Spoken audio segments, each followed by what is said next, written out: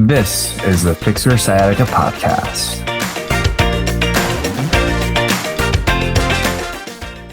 Happy New Year, folks. It's 2024. We are at the beginning of a new year, and that is a great opportunity for us to look forward into the future, especially when it comes to having to manage and live with the sciatica pain that you're dealing with.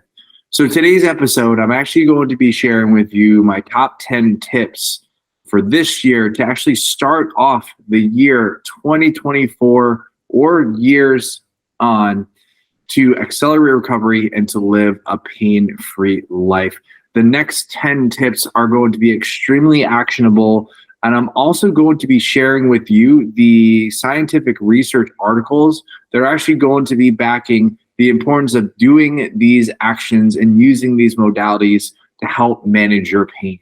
If you are a longtime listener of these shows or of these episodes, you actually hear some of these tips pretty frequently in the previous episodes. And the reason why I wanted to take the time to actually break it down into 10 actionable steps is to remind you that although pain and pain management can seem complicated, we don't necessarily need to use all the crazy tools that are out there, and we can always fall back onto these simple actions and steps that we know are in fact helpful. So let's get right into it. The first tip is going to be breathing. We need to make sure that we're actually getting enough oxygen in our bodies. That's going to be number one. Without oxygen, we actually can't complete many of the cellular processes that our body actually goes through, especially when it comes to healing. But also the act of breathing is going to be influencing our stress and rest response. Because if you are holding your breath, or if you're chest breathing, or if you are just not breathing efficiently, your body and your brain is going to automatically get into what we call the fight or flight response. And the fight or flight response is actually going to be a very useful response that we need in life in general. It's actually a response reaction that our bodies go through where our heart rate elevates, our body secretes cortisol, and we actually become hyper sensitive to the sensations that we feel, because having those changes in our body allows us to either fight off an animal or an attacker so we can survive, or send them blood to our muscles so we can actually run away from whatever physical threat there is. But given the life that we live nowadays, especially in the more modern countries with technology, we don't necessarily have to fight off those animals and attackers as often as we need to. But that same response will occur when we have inefficient breathing patterns, we hold our breath, or we're stuck in inhalation. So a way that you can actually effectively improve your breathing and breathing mechanics is through this simple exercise of what I like to call box breathing. It is a very popular breathing technique that the Navy SEALs and the military and also psychologists use to actually down-regulate the nervous system, allowing you to be able to have a calm and clearer mind. And the general consensus or the general idea is that there's going to be 4 stages of breathing. You have your inhalation or breathing in. You have what we call the transitional period, which is just going to be holding your breath. Then we have the exhale, where you're breathing out, letting the air out of your lungs. And then the 4th stage, we have what is called the transition period. And what box breathing is going to be is that I want you to visualize a box with 4 specific lines or borders. And each border is going to identify a specific phase of breathing. And at each phase, you are going to spend 4 seconds before transitioning on over to the next stage. So an example of a box breathing exercise is going to be breathe in 4 seconds, hold for 4 seconds, breathe out for 4 seconds, and then hold for 4 seconds. And not only will this be helpful when it comes to down-regulating your nervous system, making you a little less sensitive to the pain that you're dealing with, but it's also particularly helpful if you are in fact having trouble going to sleep, either because of the pain or your mind is racing. Again, it's going to be 4 seconds in. We're going to hold that for 4 seconds. And then you're going to go 4 second breathe out. Try to get every ounce of air out of your lungs by forcefully blowing out. And then you're going to hold for 4 seconds. You repeat that over and over again. Focus on your breath and focus on that counting. And you're going to notice a huge improvement in both your mood, your pain, as well as your stress. The second tip is going to be walking. I think a lot of people overestimate the value of walking, especially us out here in the US, because we're so used to walking from room to room and walking to our cars. And we often think that walking is just a method of locomotion, and we don't look at it as exercise because it's something that we do on a daily basis. And one of the coolest thing that I learned, especially when we started visiting Europe with me and my wife, was that out in Europe, you're walking everywhere. Yes, there are going to be cars. I remember when I was in London and I need to get to a different part of the city, and it was quite the long walk. I ended up taking a cab, but for the majority of the time, I would end up walking. And there are a lot of benefits to walking. Number one, the cyclical nature. And if you look at walking, you're envisioning it, you're going to be having your arms swing, you're going to have your feet walk in a specific pattern. And it's going to be relatively gentle because when you're walking on flat ground, or even if you're walking uphill, it's going to be relatively low impact. And what's really nice is that it's a fantastic way of locomotion, but the way that you're walking will allow you to actually release some anti-inflammatory hormones, as well as keep your joints loose as you're moving around. And plus, it's a great way to enjoy the beautiful weather that you have in your area. And if you do not have access to a beautiful walking area, such as like a hike or a flat ground, it's totally fine to actually go on a treadmill, find a speed that's relatively easy and relaxing, and just gently walk. Listen to a podcast, listen to this podcast or others, or even listen to music. There's going to be a lot of benefits to walking. And what you'll notice as throughout this list, I'm not going to say bed rest is going to be one of the top tips. There isn't much research on the benefits of bed rest. And in fact, walking is going to be extremely helpful. And it's also very good from a cardiovascular standpoint as well. It's going to protect your heart, and it's going to allow you to live a long and healthy life. The third tip is actually going to be focusing on massage. I think that especially when it comes to pain management and just overall self-maintenance, a lot of overvalue stretching and undervalue massage. And my take on massage is that as we get older, the water content of the muscles that we have in our body actually start to decrease.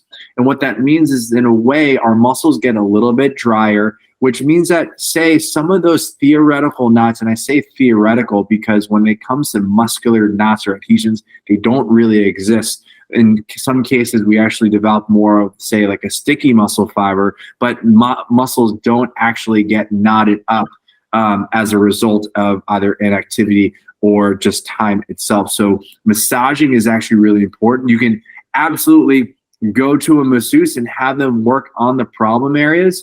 If you're dealing with sciatica pain, what I often recommend when it comes to dealing with sciatica pain, oftentimes it stems from the low back. And if you've ever been to a massage, they'll spend a fair amount of time pushing on your low back muscles. And they're going to say, oh my gosh, Ashley, these muscles are extremely tight. Let me go ahead and take my elbow and dig into those muscles. But the reality is that those muscles in your back are tight, probably because they're doing the majority of the work. So it's kind of like holding a plank and someone trying to dig an elbow into those muscles. It's not going to be pleasant. Yes, your muscles are going to relax, but it might be counterintuitive. When I say massage, we're looking at either using a foam roller, lacrosse ball, having a massage therapist and come in. oftentimes I find that there's a lot of restriction and a lot of dysfunction in the hip flexors and quads. So think about the front of your thigh, specifically if you're wearing pockets right now where the pockets are actually covering. That is often a very common area that gets irritated. Getting your calves massaged, getting your hamstrings massaged as well. I often can do a little bit of back massage, but it's not something that I'm going to be digging my elbow in. And one of the really great things about massage is that it improves tissue extensibility, but also improves blood flow. And when you have improved blood flow and tissue extensibility, your muscles are actually going to be moving more efficiently. Oftentimes the pain that we develop is because our muscles are moving inefficiently, resulting in some I would say wear and tear, but a little bit more shear force and irritation, which can irritate the nerves that make up the sciatic nerve. This episode is brought to you by the Patient Advocate Program. Are you tired of not having support between your rehab sessions? Introducing the Patient Advocate Program, and we're focused on your recovery, and we're offering you 24/7 access to a doctorate of physical therapy. Stop waiting in line to be seen and stop spending hours doing long exercise programs. Imagine being able to get all of your care delivered straight to your phone. Best of all, it's affordable. We believe everyone deserves top-notch relief without breaking the bank. So why wait? Take control of your health today and visit ptpatientadvocate.com and book your free call with our experts. Number 4 is going to be strengthening. It's important that you use your muscles. And when it comes to efficient movement, we're looking at engaging the core and the hips. Because oftentimes the pain that we deal with is because of inefficient movement. We're probably using our backs too much. You're either arching your back excessively when bending over, or you're not maintaining a stable core throughout your movement, such as picking your child up from the floor, carrying your backpack, or just doing normal everyday activities. I want you to think that a lot of the force that you generate is going to be starting from your hips. The clients that I work with, I tell them, you have to focus on increasing the crease of your hip as you're moving, as you're sitting, as you're picking something up from the floor. And that is going to allow you to generate the most amount of force and put the least amount of pressure on your back. So a way that you can actually strengthen is something as simple as walking. Walking is easy as it may seem. It's also a great way to strengthen. You can make it a little bit harder by walking uphill, or you can also go up and down stairs. You're using your whole body weight.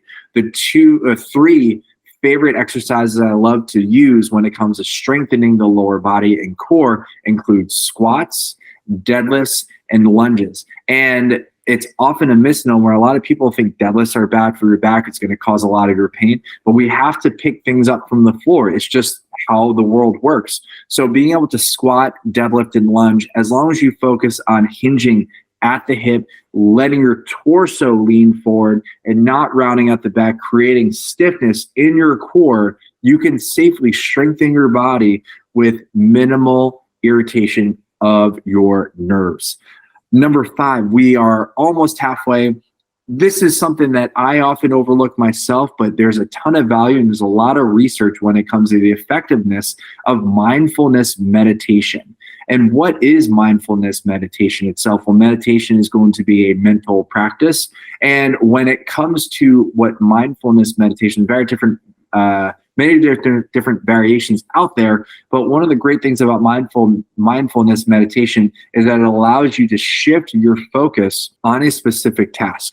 Now, step 1, we talked about box breathing. So if you're counting 4 seconds in, 4 second hold, 4 seconds out, 4 seconds hold, what's really, really cool is that as long as you focus on your breath and focus on your counting, that is a form of mindfulness meditation. And there's a lot of really great research when it comes to the implementation of mindfulness meditation and chronic pain. And if you've been dealing with this sciatic pain for more than 12 weeks or 3 months, you have transitioned now into the chronic stage. And what that means is that not only are you dealing with maybe a little bit of irritation and healing that needs to happen, but your brain is also in the habit of experiencing pain. So what we're really trying to do is actually break the cycle of this repetitive, I'm experiencing pain in my head, we're breaking that pattern in your brain, which allows you to really move forward in regards to your recovery.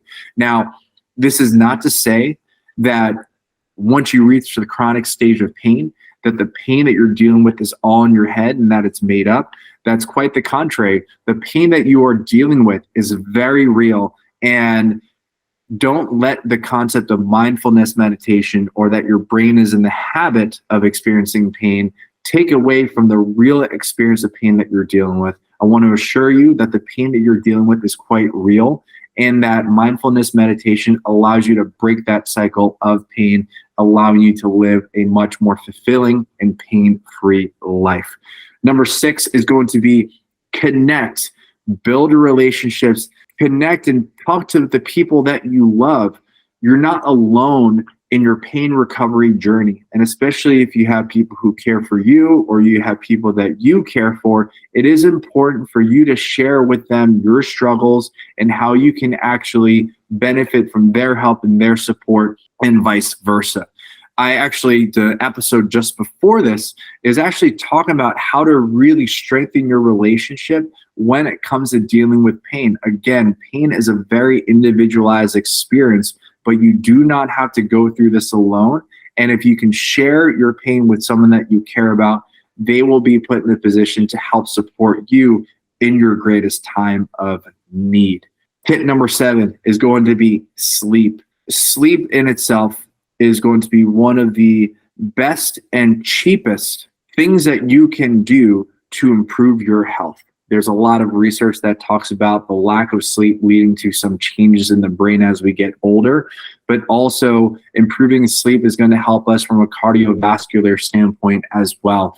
But sleep is also an opportunity for our brains to shut off and rest and give our bodies an opportunity to recover from the stresses that we accumulate day after day. Consider it as kind of like a way of us emptying out the trash bin on our computers, or getting rid of some of that garbage stuff out of our bodies by properly sleeping. And so at this point, you have to do everything that you can to get restful sleep. That actually identifies that we need to focus on what good sleep hygiene is. And what is good sleep hygiene? What are those habits that we need to take in order to get better sleep? Number 1, try to limit your screen time before bed.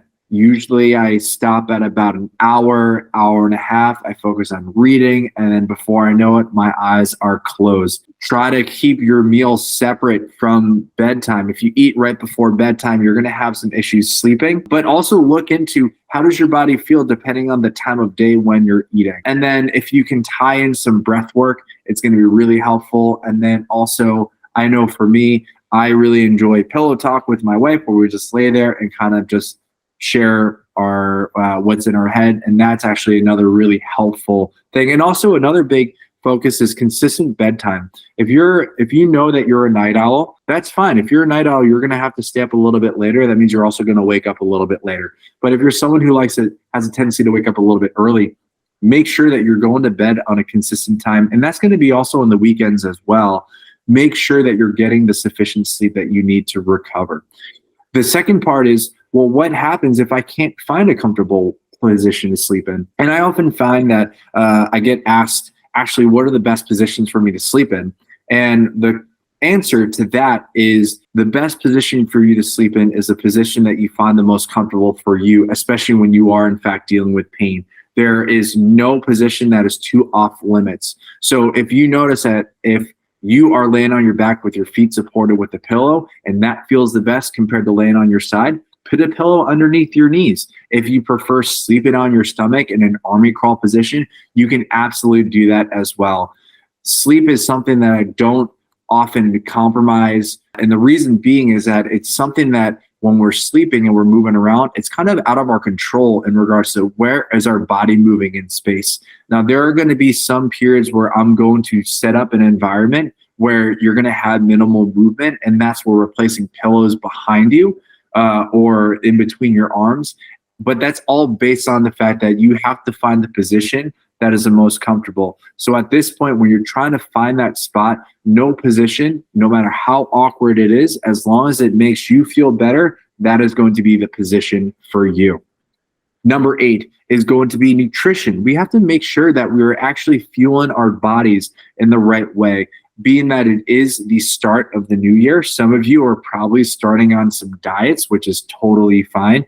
I've had my fair share of New Year's Eve diets myself. I realize that I feel best when I focus on eating good quality vegetables and lean proteins. And the big thing, especially if you're going to be making a change to what you're eating, the biggest thing is quality and consistency as well. It's really easy to try to go all in on one specific restrictive diet, but when it's extremely restrictive, it's going to be increasingly difficult for you to maintain that for a long period of time. And when it comes to improving your health and improving your recovery, we're looking at the long-term gain, making sure that not only are you going to be recovering from the pain that you're in, but making sure that that pain does not come back. And so eating vegetables and proteins, let's talk about vegetables specifically. One of the great things about vegetables is that it actually provides the vitamins and minerals that are necessary for healing. And also you're looking at tons of fiber and also some carbohydrates that allows you to be fuel. So I'm not going to be saying that carbs are the enemy. I just had a whole bunch of cookies during the holiday season, but it is important that you are eating most of those veggies. It keeps your blood sugar under control, because there is some research saying that high levels of free floating glucose in your body, one, obviously increases your risk for diabetes, but it can also lead to systemic inflammation. And we know that when your body's consistently inflamed, you're going to be a little bit more sensitive to the pain that you're experiencing. And it could be one of the reasons why stuff like anti-inflammatory medications could be helpful, because it brings down the inflammation and allows you to experience less pain. And did you know that we actually have an episode talking all about NSAIDs and its role in sciatica pain? And the link to that will also be in the show notes for today. Protein itself. Now, protein gets a bad rap because a lot of people say, like, don't eat meat. You can get protein from all these various different sources. I think, and I've noticed with other nutrition folk as well, is that we've observed that people are not getting enough lean protein into their daily life. Protein is going to allow us to build muscle, and it's also going to allow us to feel satiated. Oftentimes when we're hungry, we'll turn towards the carbohydrates and we'll eat them, we'll digest them pretty quickly, get tired, but then get hungry again. When you're eating protein, it allows you to build muscle and stay satiated for a longer period of time.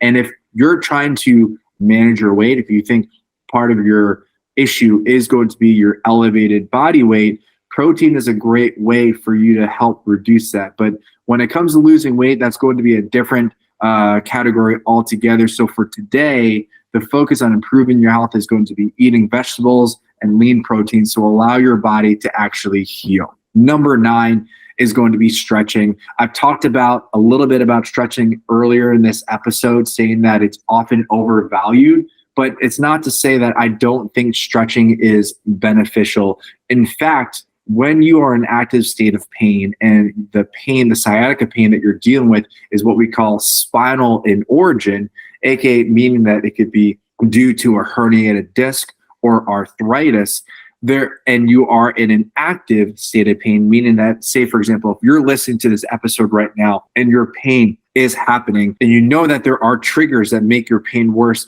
there should be stretches or positions that actually allow you to experience a reduction in pain. And so stretching, it just allows you to open up a structure, relieve the tension in a tight muscle. And in some cases, stretching just feels great. And on top of that, you want to be able to make sure that you're using your muscles efficiently. So when it comes to stretching muscle, we also have to identify, why is this muscle tight in the first place?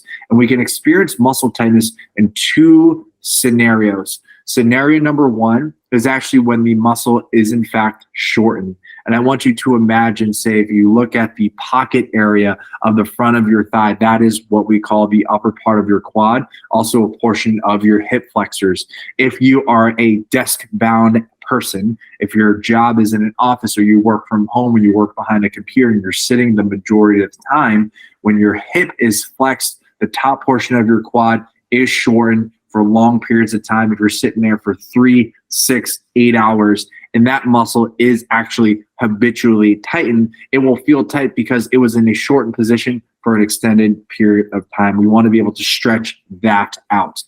The second category in regards to muscles feeling tight, in this scenario, you actually wouldn't want to stretch as often. You might want to massage just a little bit more, but then work on the opposite muscles is when a muscle is in the lengthened position for a long period of time. And so what that means is if you're sitting in a chair and you're slumped over, you're hunched forward, the reason why your low back muscles, your quadratus lumborum, your erector spinae, those muscles themselves, the reason why they would feel tight is because they are stretched for a prolonged period of time, 3, 6, 8 hours. And because they are in fact stretched for a long period of time, they're telling you, please, I need to be in a shortened position.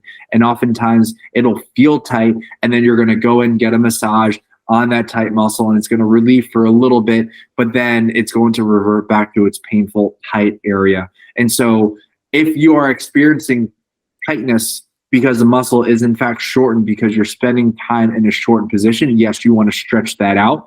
And if you're dealing with a muscle that feels tight but has been stretched out for a long period of time, you would want to work on the opposite muscles, which would allow those muscles to function a little bit more effectively. And then number 10, the last and final tip is to ask for help. If you are working with a doctor, communicate with them with as much detail as possible with the challenges and things that you're facing. If you're not currently working with someone, you are not alone in this journey. There's people like physical therapists, chiropractors, and even this podcast and the folks here at the ifixyoursciatica.com website. We are here to help you. You do not have to go through this journey alone. And there are a lot of resources and people who exist to ensure that you live a pain-free life.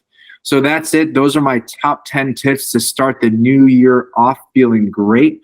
Make 2024 the year of feeling fantastic, and you can take charge of your health, and there are people out there to help you. I want to wish you all a happy new year, and I'm so excited for what the next 12 months will bring to us all. Thank you so much for tuning in. We hope you got some help from today's podcast. And for more info, check us out at ifixyoursciatica.com. Have a fantastic and pain-free day. No patient-therapist relationship is formed by listening to this podcast. We are not providing medical advice, and all information should be confirmed by a medical provider.